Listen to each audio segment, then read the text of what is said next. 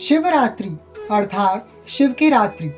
दोस्तों, शिव जी के सभी व्रतों में शिव जी को सबसे प्रिय है उनकी शिवरात्रि का व्रत। जो भी व्यक्ति शिवरात्रि का व्रत करता है, महादेव शिव के लिए ऐसी कोई भी मनोकामना नहीं जो उस भक्त की पूरी ना कर सके।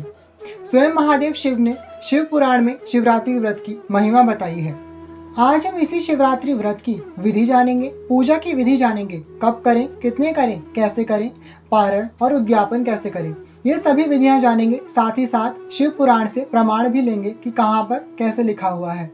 इसलिए वीडियो को बिना स्किप किए अंत तक अवश्य देखिएगा, अच्छे से सुनिएगा, ध्यान से समझिएगा। तो चलिए आरंभ करते हैं माता रानी का नाम लेकर। जय माता दी फ्रेंड्स, कैसे हैं आप सब दोस्तों? बताने के लिए कमेंट बॉक्स में जय माता दी अवश्य लिखेगा। दोस्तों, शिव पुराण के कोटि रुद्र संहिता में स्वयं शिवजी इस व्रत का महात्म्य बताते हुए कहते हैं, अपने व्रतों के बारे में बताते हैं कि इन चारों में भी शिवरात्रि व्रत ही सबसे अधिक बलवान है। इसलिए भोग और मोक्ष रूपी फल की इच्छा रखने वाले लोगों को मुख्यतः उसी का पालन करना चाहिए। इस व्रत को छोड़कर दूसरा कोई मनुष्य के लिए हितकारक व्रत नहीं है। यह व्रत सबके लिए धर्म का उत्तम साधन है। निष्काम अथवा सकाम भाव रखने वाले सभी मनुष्यों को, सभी वर्णों के लोगों को इस व्रत को अवश्य करना चाहिए। जिसने इस प्रकार व्रत किया हो उससे मैं दूर नहीं रहता। इस व्रत के फल का वर्णन नहीं किया जा सकता। मेरे पास ऐसी कोई वस्तु नहीं है जिसे शिवरात्रि व्रत करने वाले के लिए मैं ना दे डालूं। जिसके द्वारा अनायास इस व्रत का पालन हो गया, उसके लिए भी अवश्य ही मुक्ति का बीज बो दिया गया। मनुष्य को प्रति मास भक्ति पूर्वक शिवरात्रि व्रत करना चाहिए। उसके बाद शिवजी इसके व्रत के उद्यापन के बारे में बताते हैं। अब आप स्वयं सोचिए कि जब शिवजी इसकी इतनी महिमा बता रहे हैं तो फिर हम तो इस व्रत की महिमा का क्या ही वर्णन कर सकते हैं।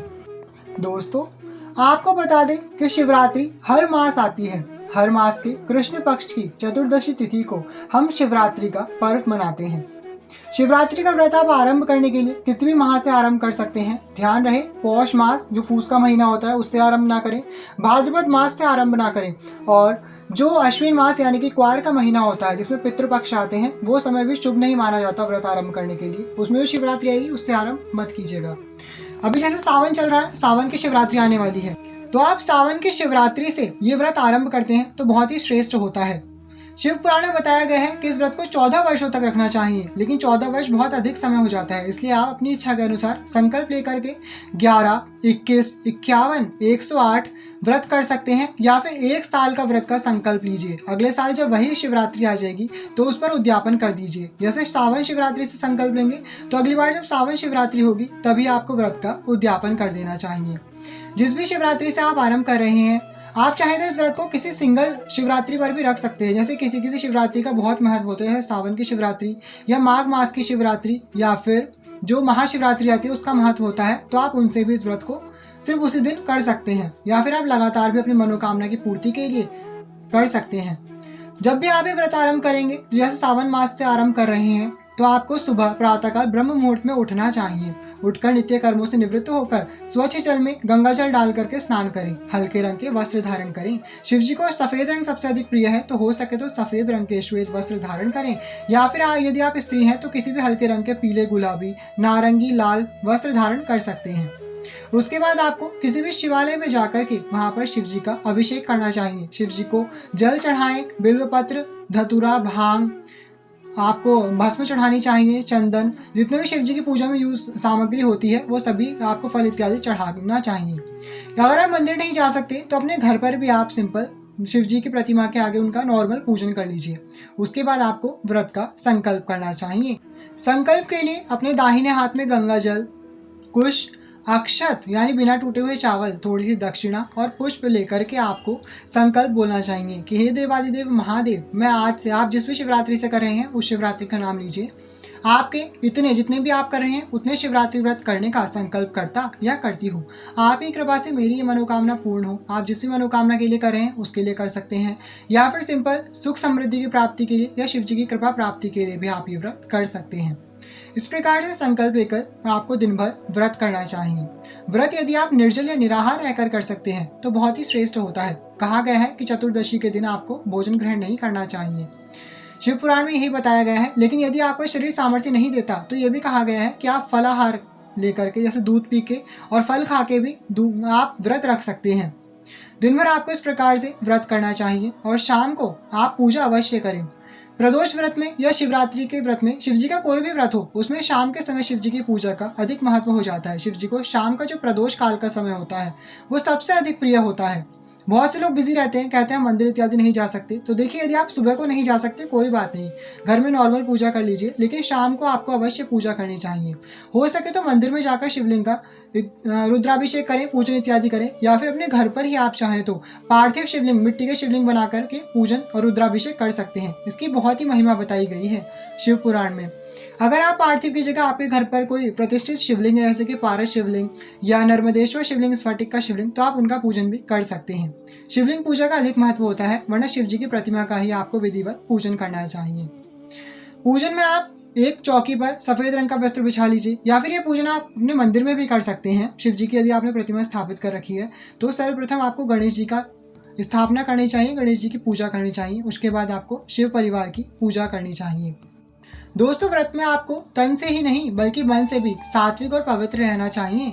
किसी की चुगली, निंदा, बुराई ना करें, चोरी चकारी, झूठ बोलना इत्यादि गलत काम ना करें। यदि पति पत्नी है तो आपस में संग ना करें, पवित्र रहें, ब्रह्मचर्य का पालन करना चाहिए। किसी के बारे में गलत ना सोचें। हिंसा, क्रोध इत्यादि की भावना भी त्याग देनी चाहिए। मन को शांत रखें, जितना हो सके कम बोलें दोस्तों, क्योंकि जब ज़्यादा बोलते हैं तो कुछ ना कुछ गलत बात मुख से निकल ही जाती है। शांत रहें, ईश्वर के नामों का दिन भर मन ही मन स्मरण करते रहें। देखिए, भगवान भूखे प्यासे रहने से प्रसन्न नहीं होते। व्रत का अर्थ यही है कि यदि आप भूखे प्यासे रह के ईश्वर का ध्यान करते हैं, उनका जाप करते रहते हैं, तभी आपका व्रत सफल होता है। हम भोजन का नियम इसीलिए करते हैं क्योंकि यदि हम भोजन नहीं लेंगे तो शरीर पवित्र रहता है। पवित्र मन से हम ईश्वर का स्मरण करते हैं तो और भी अधिक शक्ति होती है। यदि आप सिर्फ भूखे प्यासे रहते हैं और पूजन और ईश्वर का ध्यान नहीं करते तो ऐसे व्रत का भी कोई लाभ नहीं। इसलिए दिन भर आप जो भी काम करें, मन ही मन शिव जी के नामों का, ओम नमः शिवाय इस महामंत्र का जाप करते रहिए।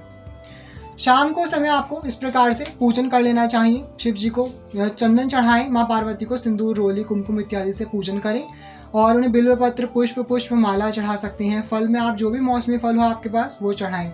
आपको जल का लोटा अवश्य शिव जी के पास रखना चाहिए। उस पर स्वस्तिक इत्यादि मंगल चिन्ह बना लीजिए और मौली लपेट दीजिए। दोस्तों, देखिए, आप संकल्प लेके जो इस प्रकार के व्रत रखते हैं वो आपको एक ही स्थान पर रखने चाहिए। यानी कि अगर आपने अपने घर पे आरंभ करे हैं तो वहीं पर रखें। ऐसा ना हो कि जैसे बहुत से लोग बोलते हैं कि हम किराए के कमरे पे रहते थे, दूसरा कमरा बदल लिया तो अब वहाँ व्रत रख रहे हैं। या फिर बहुत से लोग होते हैं कि हमें कहीं जाना पड़ रहा है तो हम उनके घर पे व्रत रख लेंगे। इस प्रकार से आपको व्रत नहीं करना चाहिए।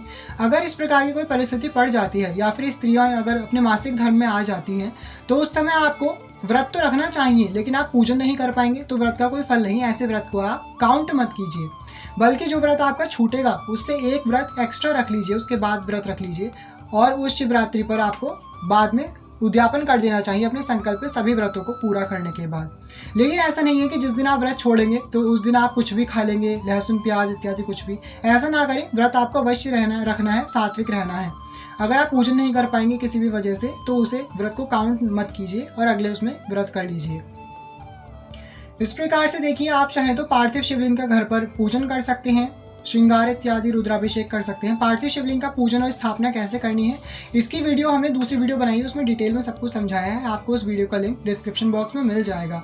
हम वो वीडियो शीघ्र ही अपलोड कर देंगे, तो आप चाहें तो वहाँ से जा करके सारी विधि देख सकते हैं। तो दोस्तों, इस प्रकार से आपको पूरे दिन भर शिवरात्रि का व्रत करना चाहिए। शाम के समय पूजन करने के बाद भी आपको फलाहार ही लेना चाहिए। जैसे कि हम महाशिवरात्रि में व्रत रखते हैं फलाहार, तो आपको फलाहार ही व्रत रखना चाहिए। शिव जी के अधिकतम व्रत मीठे ही होते हैं, इसमें आपको नमक इत्यादि का सेवन नहीं करना चाहिए और फलाहार ही आपको व्रत रखना चाहिए। शिव जी के मंत्रों का आप जाप कर सकते हैं। ओम नमः शिवाय षडाक्षर मंत्र शिव जी को बहुत ही प्रिय है और सबसे शक्तिशाली है, तो आप इसका जाप करें। स्त्रियों के लिए बताया गया है कि वो ओम हटा करके यानी कि नमः शिवाय इस पंचाक्षरी मंत्र का जाप करें। वरना आप जो भी हैं ओम नमः शिवाय इस मंत्र का जाप कर सकते हैं। किसी भी वर्ण के कोई भी व्यक्ति इस व्रत को कर सकते हैं। छोटे बड़े, बच्चे, बुजुर्ग, विधवा, सुहागन, कुंवारी कन्याएं सभी इस व्रत को कर सकते हैं। किसी भी वर्ण के, जाति के लोग इस व्रत को अवश्य कर सकते हैं, कोई मनाही नहीं है। दोस्तों, इस प्रकार से आप चाहें तो शिव तांडव स्तोत्र का पाठ कर सकते हैं, रुद्राष्टक का पाठ कर सकते हैं, कोई भी आप स्तोत्र शिव जी का पढ़ सकते हैं। ध्यान रहे, आप कुछ करें ना करें, आपको आज के दिन शिवरात्रि व्रत की कथा अवश्य सुननी चाहिए। किसी भी व्रत में व्रत की कथा बहुत ही महत्वपूर्ण होती है। व्रत कथा सुनने के बाद ही वो व्रत सफल माना जाता है। शिवरात्रि व्रत की कथा आप पढ़ सकते हैं या सुन सकते हैं। इसका वीडियो भी हमने बनाया है, आपको डिस्क्रिप्शन बॉक्स में लिंक मिल जाएगा, आप वहां से भी सुन सकते हैं।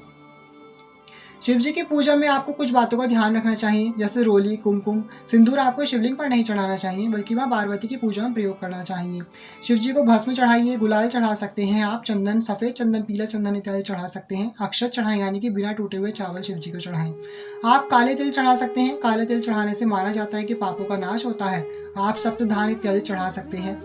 आप शिव जी को सफ़ेद रंग के पुष्प चढ़ाएं, लेकिन सफ़ेद पुष्पों में ध्यान रहे, शिव जी को चंपा का और केतकी का पुष्प नहीं चढ़ाया जाता है, तो इनका विशेष ध्यान रखें। पीले पुष्प चढ़ा सकते हैं। माँ पार्वती की भी आपको साथ में पूजन करना चाहिए और समस्त शिव परिवार का ध्यान कर लेना चाहिए। बिल्वपत्र को इस प्रकार से चंदन लगा करके आपको अर्पित करना चाहिए। बिल्वपत्र कहीं से भी कटा फटा टूटा हुआ नहीं होना चाहिए। आंकड़े के पत्ते, धतूरे के पत्ते, शमी पत्र, धतूरे का फल, जितने भी आपको शिव जी के पूजन की सामग्री मिल जाती है, आप उसी से पूजन कीजिए। हर शिवरात्रि पर सब कुछ मिल पाना संभव नहीं होता, कुछ चीज़ें मौसम के हिसाब से भी नहीं मिल पाती, तो मन में बहुत से लोग वहम विचार ले आते हैं। ऐसा ना करें। शिव जी तो बहुत भोलेनाथ हैं, एक लोटे जल मात्र से प्रसन्न हो जाते हैं। इसलिए आपको जितनी सामग्री मिले उससे भक्ति भाव से आपको शिव जी का पूजन करना चाहिए। दोस्तों, यदि आप हमारे चैनल पर पहली बार आए हैं तो यहाँ से खाली हाथ मत जाइएगा। माता रानी के इस प्यारे से परिवार का सदस्य आप अवश्य बनना चाहेंगे। नीचे दिए गए लाल रंग के सब्सक्राइब के बटन पर क्लिक करें। साइड में जो घंटी है उसे भी जय माता दी बोलकर बजा दीजिए। ये एकदम निःशुल्क है। ऐसा करने से ये होगा कि हमारी जब भी कोई वीडियो आएगा तो सबसे पहले आपको नोटिफिकेशन मिलेगा। जो भी आप फलाहार करेंगे वो भी पहले शिव जी को आपको भोग लगाना चाहिए। आप दुग्ध का या पंचामृत बना करके, दूध, दही, घी, शहद, शक्कर, इन सभी को मिला करके शिव जी को भोग लगा सकते हैं। जो भी आपको मौसमी फल मिले, बेर, केला इत्यादि, वो आप शिव जी को अर्पित करें। दोस्तों, शिवलिंग पर चढ़ाई हुई जो वस्तुएं होती हैं, हमने दूसरे वीडियो में बताया है, उसका आपको सेवन नहीं करना चाहिए। यानी कि जो शिवलिंग के स्पर्श से, यानी कि शिवलिंग टच हो जाती है शिवलिंग से, उसका आपको सेवन नहीं करना चाहिए। उस पर चंड का अधिकार होता है। आप जो भी भोग शिव जी को चढ़ाएंगे वो किसी प्लेट में अलग रख करके चढ़ा सकते हैं। उसका आप सेवन बाद में प्रसाद स्वरूप कर सकते हैं और घर के सभी सदस्यों में वितरित भी कर सकते हैं। दोस्तों, इस प्रकार से आपको पूजन करके शिव जी की आरती करनी चाहिए। घंटी बजाकर, दीप से आप कोई भी आरती कर सकते हैं। ओम जय शिव ओमकार इत्यादि। पूजा समाप्त होने के बाद आपको थोड़ी सी दक्षिणा अपनी सामर्थ्य के अनुसार अवश्य चढ़ानी चाहिए। 11-21 रुपये जो आपसे बनते हो वो चढ़ाएं। दोस्तों, फिर पुष्प हाथ में लेकर के शिव जी से क्षमा प्रार्थना करनी चाहिए कि हे महादेव, मेरे व्रत में जो भी मुझसे भूल चूक कमी अपराध हुए हैं उसके लिए क्षमा करें, मेरे व्रत को सफल बनाएं। दोस्तों, शिवरात्रि का रात्रि पूजन का अधिक महत्व आता है। शिव पुराण में बताया गया है कि रात्रि के चारों प्रहरों में आपको पूजन करना चाहिए। लेकिन यदि आपके लिए इतना संभव ना हो सके तो प्रथम प्रहर में, यानी कि प्रदोष काल में आपको पूजन अवश्य करना चाहिए। और रात्रि को भी ऐसे ही ना सो जाएं। रात्रि को सोने से पहले एक दीपक जला करके आपको हो सके तो भजन कीर्तन, आपस के आस पड़ोस के लोगों को जोड़ करके आप भजन कीर्तन कर लीजिए। नृत्य गान कर सकते हैं घर परिवार के सदस्य मिल करके।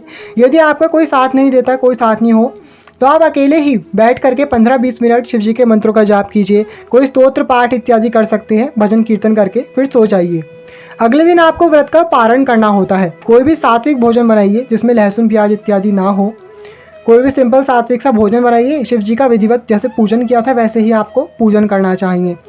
उसके बाद उस भोजन की थाली पर से 2 बार बाएं से दाएं जल लेकर के घुमाना चाहिए और उसमें थोड़ी सी दक्षिणा इत्यादि रख के किसी भी ब्राह्मण को दे दीजिए। वैसे तो ब्राह्मण को घर बुलाकर अगर आप भोजन करा सकते हैं तो यही विधान बताया गया है शिवरात्रि के पारण का। लेकिन शायद ब्राह्मण नहीं आते या नहीं मिल पाते हैं, हर किसी के घर नहीं जा सकते, तो आप उनके घर जा करके भी दे करके आ सकते हैं। अपने व्रत का पारण करके आप अपना भोजन कर सकते हैं। दोस्तों, शिवरात्रि के व्रत में आपको त्रयोदशी यानी कि एक दिन पहले से ही आपको सात्विक आचरण रखना चाहिए। रात्रि से ही पवित्र रहें, ब्रह्मचर्य का पालन करें, सात्विक भोजन करें। हो सके तो पूरे दिन सात्विक रहें, नहीं हो सकता तो एक प्रहर रात्रि से, यानी कि जब त्रयोदशी की शाम होगी तभी से पवित्र रहना चाहिए और उसके बाद अगले दिन व्रत करना चाहिए। इस बात का ध्यान रहे।